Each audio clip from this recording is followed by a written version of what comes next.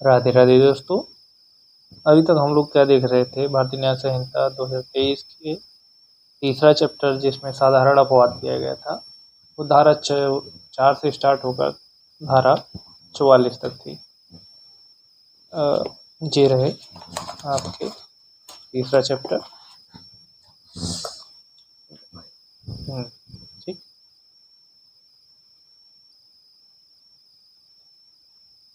इसमें साधारण अपवाद जो दिया गया था आपके धारा 14 से शुरू होता है और धारा 44 तक है। ठीक है, धारा 44 तक दिया गया है और धारा 45 से आपका चैप्टर 4 स्टार्ट हो जाता है, जिसमें दुष्प्रेरण, आपराधिक षड्यंत्र और प्रयास के विषय में दिया गया है। और हम लोग कहाँ तक देख लिए थे? धारा 44 तक देख लिए थे। एक जरूरी जानकारी इसमें ये देना चाहेंगे, साधारण अपवाद जो है कहे जाने पर तो ये आपको एक तरीके से जो अपराधी है या किया गया कृत्य है उसको कुछ फायदे होते हैं, इससे लाभ मिलता है। परंतु कई जगहों पर आपको देखने को मिला होगा कि इसके साक्ष्य उपस्थित न होने के कारण या साक्ष्य प्रॉपर उपलब्ध न हो पाने के कारण आपको साधारण अपवाद का लाभ नहीं मिलता है।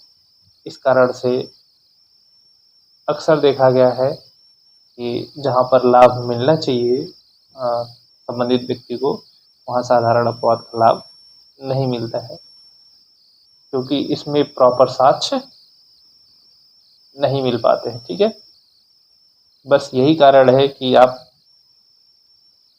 इसमें जो व्यक्ति है इसका लाभ लेना चाहिए, मिलना चाहिए, वो लाभ न मिलकर वो अपराधी सिद्ध हो जाता है और ये ऐसा होता है साक्ष्य के अभाव के कारण। ठीक है, कुछ दोस्तों का हमारा आया था कि हमें थोड़ी आईपीसी, जो पुरानी आईपीसी है, और उसमें नॉर्मली अभी जो पुलिस के द्वारा नॉर्मल कार्यवाही की जाती है, तो वो कौन कौन सी धाराएं थी जो नई धारा में कन्वर्ट हुई है।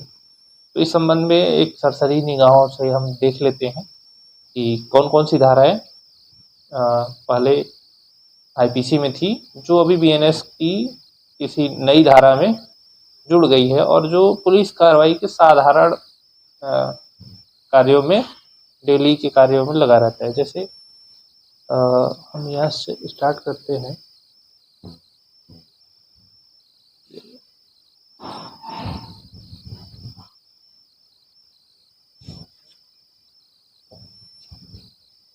करने वाला नीचे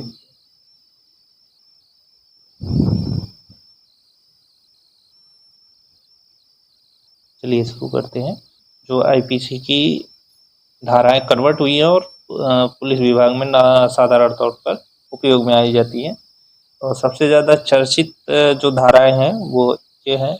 आपने सुना होगा कि आईपीसी की धारा 376 की कई उपधाराएं और ऐसे करके बहुत सारी धाराएं थी, जिसमें वो कौन कौन सी धाराओं में कन्वर्ट हुए हैं या बीएनएस की कौन सी धारा में निहित है, वो इसके बारे में आपको बताते हैं। ठीक है,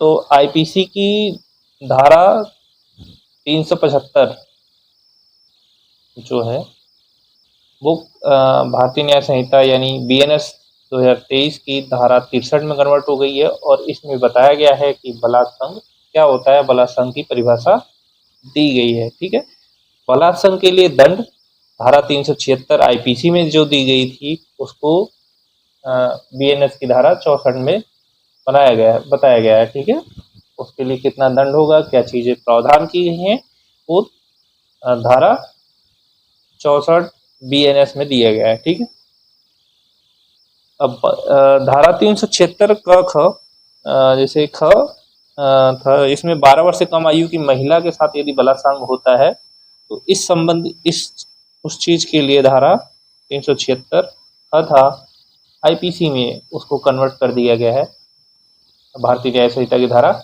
65 में। इसी प्रकार से 376 क को धारा 376 क को बीएनएस की धारा 66 में कर दिया गया। ठीक है, चलिए आगे चलते हैं और सभी धाराओं को देखते हैं। धारा 376 ख, ठीक है, अभी हमने एक देखा, पहले आपने देखा होगा 376 क ख, इसमें क्या दिया था, 12 वर्ष से कम वर्ष की जो महिला है उसके साथ बलात्संग होता है तो वो धारा 65 में हो जाती है। ठीक, और ऐसे ही आगे दिया है आईपीसी की धारा 376 ख, जिसमें क्या है, पति द्वारा अपनी पत्नी के साथ पृथककरण, यानी मतलब साथ में नहीं रह रहा है और उस दौरान यदि मैथुन करता है तो जो धारा आईपीसी के तहत लगाई जाती थी 376 ख, उसको अब बदल कर धारा 67 में कर दिया गया है और उसके तहत दंड दिया जाएगा। ठीक है, यानी उपयोग अब पुलिस जो करती है अब करेगी वो बीएनएस की धारा 67 का उपयोग करेगी, यानी 67 का। ठीक, चलिए आगे देखते हैं। धारा 376 ग, प्राधिकार में किसी व्यक्ति द्वारा मैथुन। प्राधिकार का मतलब कि हमारे अधिकार क्षेत्र में, यानी कि जैसे कि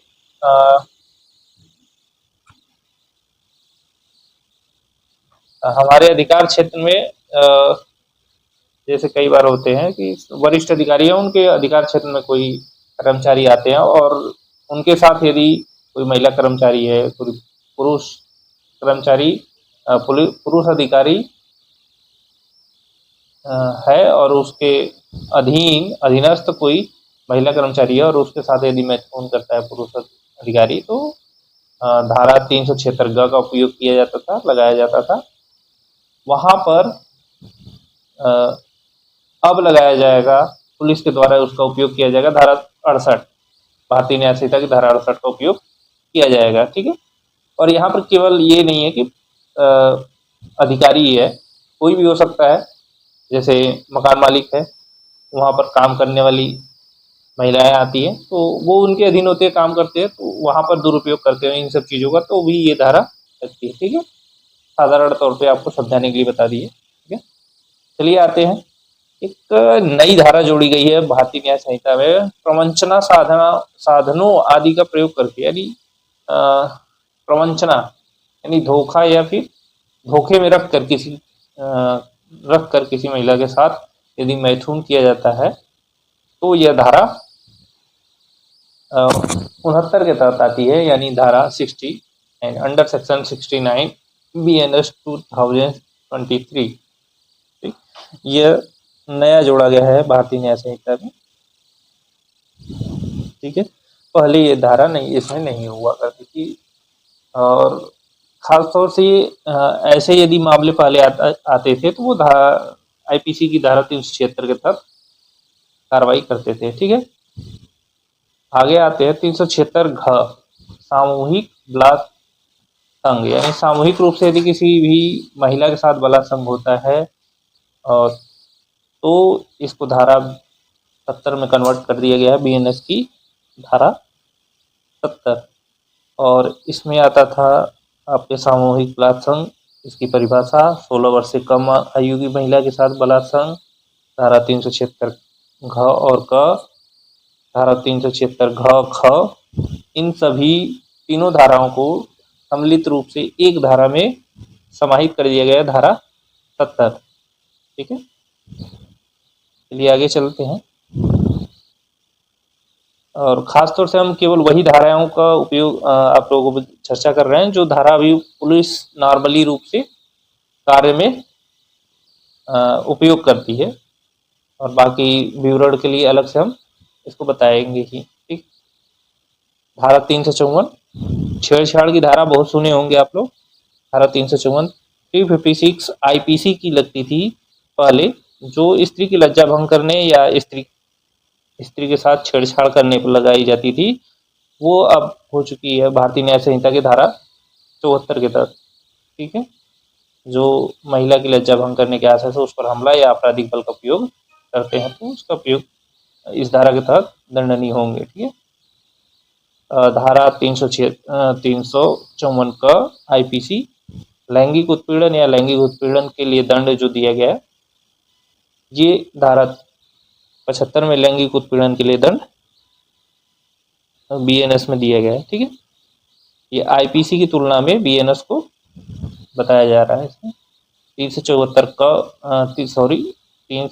क को बीएनएस की धारा 75 में वर्णित किया गया है, और धारा 354 ख विवस्त्र करने के आशय से, यानी किसी महिला के कपड़े उतारने के आशय से यदि हमला किया जा रहा है, तो इसको बीएनएस की धारा 76 में वर्णित किया गया है। ठीक, दृश्य रतिका जो है आईपीसी की धारा 354 ग थी, दृश्य, इसको बीएनएस की धारा 77 में वर्णित किया गया है। दृश्य रतिका मीन्स यानी किसी भी महिला को घूरना। ठीक है, यदि किसी महिला को आप घूरते हैं तो वो भी एक प्रकार का अपराध है। ठीक है, आईपीसी की धारा 354 घ पीछा करना, यानी किसी महिला को आप पीछा कर रहे हैं, स्टॉप कर रहे हैं, ऐसी ये जो है बीएनएस की धारा 78 में दी गई, इसकी 78 में वर्णित किया गया है। ठीक है, ये सारी धाराएं क्या होती हैं, पुलिस विभाग में नॉर्मली उपयोग में लाई जाती हैं, और ज़्यादातर उपयोग में लाई जाने वाली ये सारी धाराएं हैं। ठीक है, और आगे चलते हैं।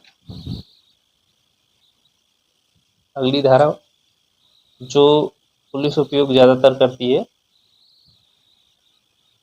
इसमें आता है विवाह आदि करने के विवश करने के लिए किसी महिला को व्यपहरण या अपहरण करना। ठीक है, व्यपहरण करना किसी महिला का या अपहरण करना विवाह करने के आशय से, जबरन किसी से विवाह करने के आशय से यदि आप करते हैं, ये धारा आईपीसी की धारा 366 में थी, जिसे अब बीएनएस की धारा 87 में वर्णित कर दिया गया है। ठीक है, इसी प्रकार किसी महिला से गर्भपात कारित कराना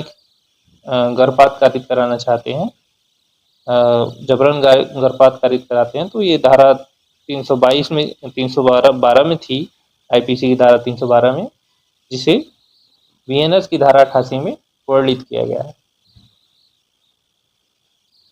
ठीक, इसी प्रकार अगली धारा आती है आपकी 313 आईपीसी, इसमें स्त्री की सहमति के बिना गर्भपात कारित कराना।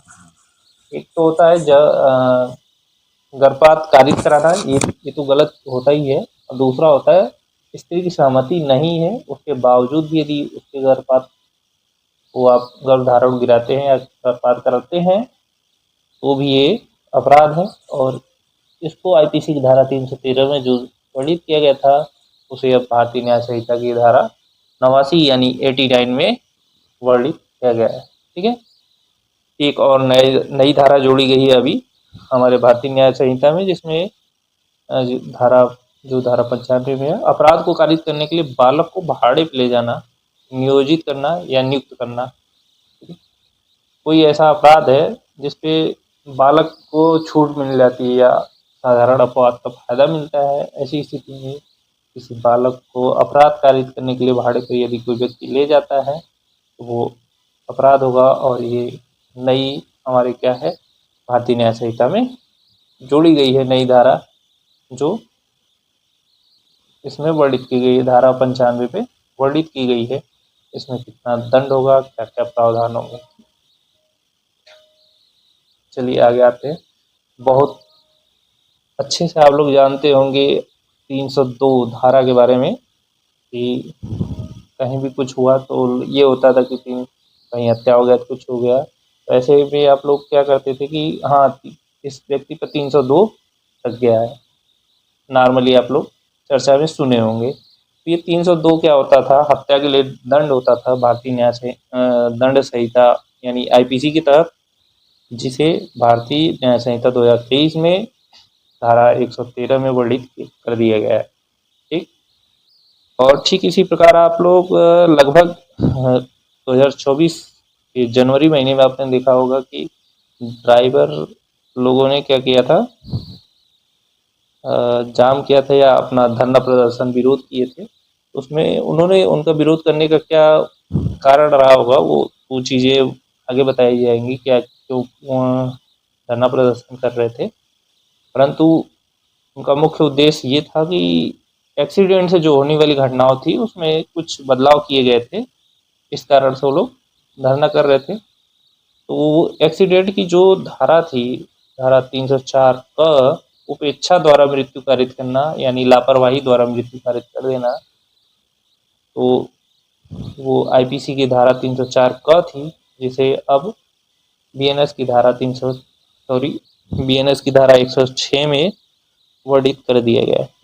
ठीक, आगे चलते हैं। आप लोग इससे अच्छे से वर्णित होंगे, जानते होंगे। हत्या करने के प्रयास पर धारा 307 का उपयोग जो ज़्यादातर लोगों ने सुना होगा, तो आईपीसी की धारा 307, जिसे बीएनएस की धारा 109 में वर्णित कर दिया गया है। बीएनएस में कुछ अन्य धाराएं भी नई जोड़ी गई हैं, जैसे संगठित अपराध धारा 111, छोटे संगठित अपराध धारा 112, आतंकवादी कृत्य धारा 113। ये 3 ऐसे अपराध हैं जो नए जोड़े गए हैं भारतीय न्याय संहिता में। ठीक है, अब आगे चलते हैं। पुलिस विभाग में नॉर्मली आप देखे होंगे, ज़्यादातर कोई भी मारपीट हुआ या कुछ भी होते थे तो पहले आप लोग जाते होंगे एफआईआर कराने, तो आपको धारा लिख कर आई करती थी, धारा 323।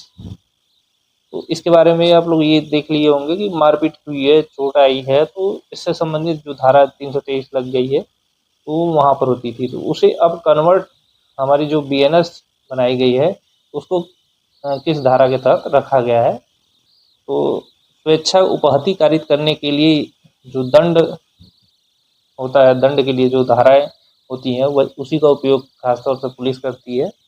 परिभाषा का उपयोग नहीं करती है कि जिसमें परिभाषा दी गई है स्वेच्छा उपहति कारित करने के लिए उसका उपयोग न करती है, बल्कि जिसमें दंड दिया जाता है उस धारा का उपयोग पुलिस खासतौर से करती है कि किस धारा के तहत संबंधित अपराधी को दंडित किया जाएगा। तो ये धारा 323 थी, स्वेच्छा उपहति कारित करने के लिए दंड।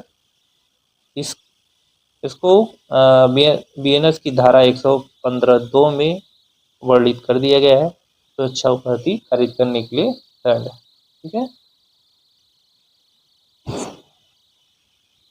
अगली धारा आपकी आती है आईपीसी की धारा 325, स्वेच्छा घोर उपहति कारित करने के लिए दंड। मतलब घोर उपहति यानी बहुत कुछ ज़्यादा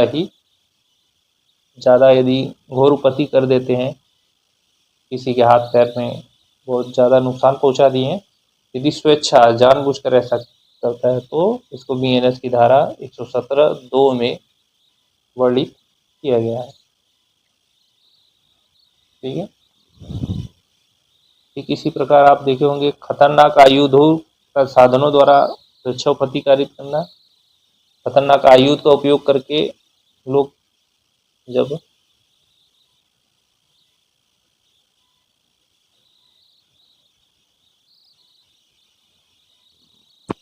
खतरनाक आयुध का उपयोग करके, जैसे तलवार, कोई अन्य चीज़ का उपयोग करके यदि कोई मारपीट किसी भी व्यक्ति के साथ या पीड़ित के साथ करता था, तो वहाँ पे धारा आईपीसी की धारा 324 का उपयोग करती थी पुलिस, और लिखती थी धारा 324 और 326 का उपयोग। ठीक है, जिससे घोर उपहति कारित होती थी। तो इसको भारतीय न्याय संहिता की धारा 118 में कर दिया गया है। ध्यान देने वाली ये बात है कि धारा 324 और धारा 326 आईपीसी की दोनों को एक ही धारा में सम्मिलित कर दिया गया है, बीएनएस की धारा 118। ठीक है, अगली धारा आती है आईपीसी की 327, संपत्ति उद्यापित करने के लिए, संपत्ति किसी से प्राप्त करने के लिए अवैध कार्य करने को मजबूर करने के लिए स्वेच्छा उपहति कारित करना। जानबूझकर यदि किसी से संपत्ति प्राप्त करने के उद्देश्य से उसको उपहति कारित करते हैं किसी व्यक्ति को, तो धारा 327 आईपीसी की तहत लगती थी पहले। अब वर्तमान में उस जगह पर बीएनएस की धारा 119 का उपयोग किया जाएगा। ठीक है,